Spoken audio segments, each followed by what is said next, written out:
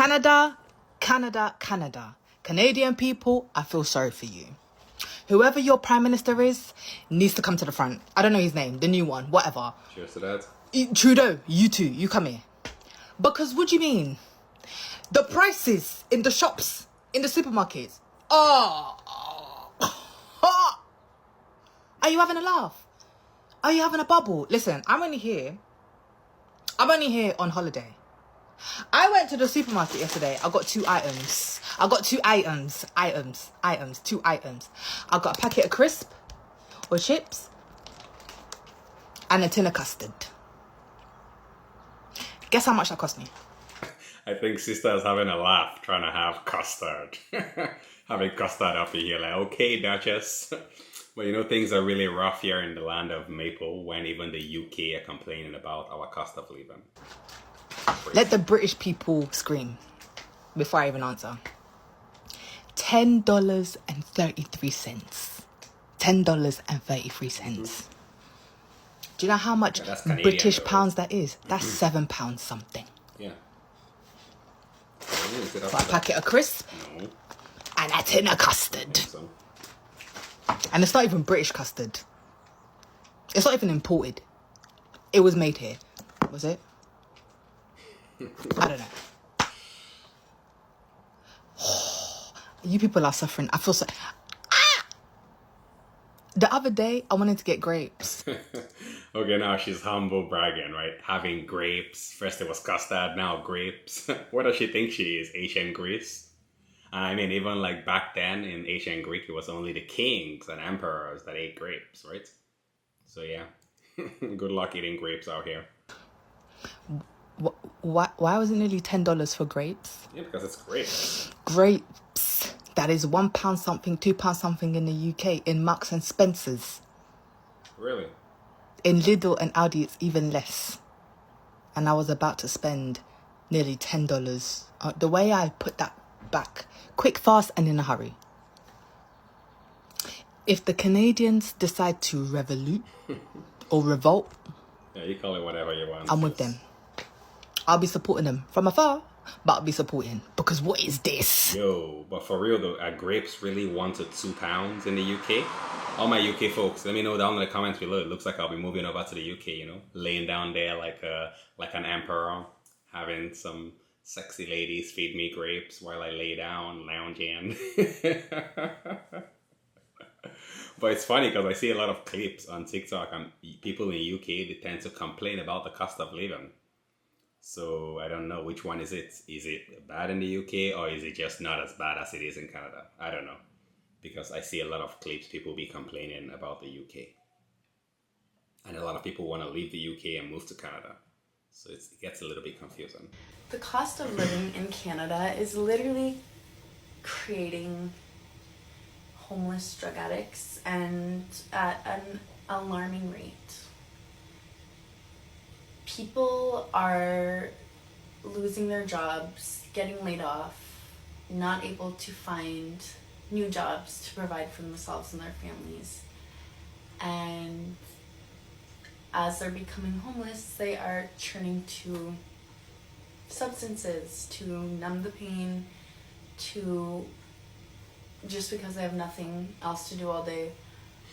Yeah, so a couple of videos ago I touched about the homelessness crisis here in Canada and how it's gotten to over 300,000 homeless.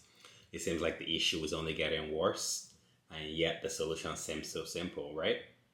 Right? And because they're just surrounded by it, like, it's actually insanely scary to me how many addicts I see nowadays just walking down the street. Like, whereas a couple of years ago there was quite a bit, but now it's just like everywhere you turn, everywhere you look, there's an addict, there's an addict, there's an addict, there's a homeless person struggling, and it's just like, it's hard to feel like it's not intentional at this point from the government. Yeah, like why would the government intentionally want to create addicts and homeless people?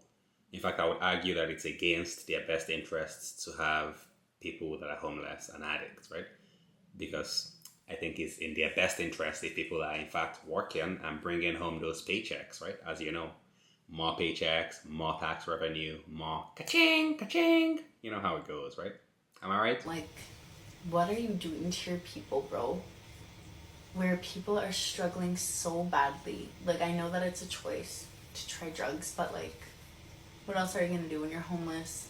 And that's all you're surrounded by when you are being pressured into trying something. It's actually devastating, and something needs to be done.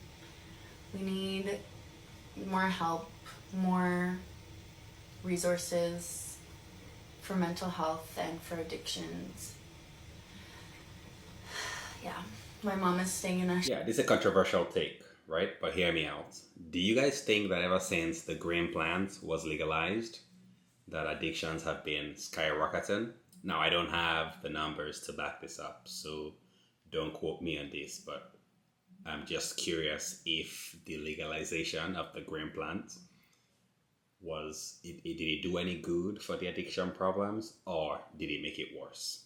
Y'all let me know what you think about that down in the comments below. Shelter herself, and she's like, the amount of people who come in and they're fine, they're just struggling financially, they don't have a home, and then like the next week she sees them and they're completely drugged out on crack, on meth, they don't even know what's going on anymore, they're shouting, and it's just like, yeah.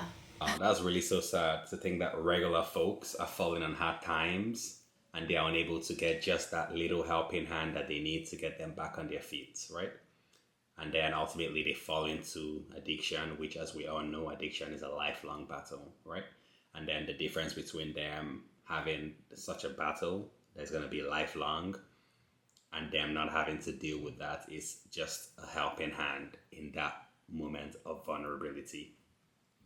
And they're not able to get that in a place such as Canada, as highly taxed as we are. Ridiculous. Housing needs to be more affordable. We need fucking more free healthcare, more free mental health care, and just more resources, as I said. We need therapists that are available, that are free, that are everywhere, okay? Like, this is getting insane, bro. Fucking insane. And it's just gonna keep getting worse. Lovely, lovely, love it. Thank you, government. Hear, hear, like they say in the parliament, right? During their their meetings. But yeah, like I think everybody knows, Canadians know what the problem is, right? It's simple. It's really just the issue of supply and demand, right? You have like an increase in demand in like number of people seeking jobs, increase in demand for number of people needing housing, an increase in the demand for number of people needing healthcare, and then the list goes on, right? So the higher demand, right? The higher the demand, if the supply is not there to match it, then you're gonna have like a price increase, and that's what we're seeing with the cost of living, housing being the number one, as well as groceries. Then now you have people also pushing down wages, right? Because now you have more people competing for the same jobs. And so now companies can just cherry pick, and then they're offering even less pay as a result of this. So yeah, it's beyond housing. I know people like to focus on housing, and rightly so. It's the biggest expense in most people's budgets, but really it goes beyond housing, in my opinion. And yeah, it looks like the effect is just it's a never-ending loop of winter here in Canada. I'm just curious to hear your thoughts about this. What do you guys think about all of these clips? Put your thoughts, comments, and concerns down in the comments below, and I'll see you in the next one.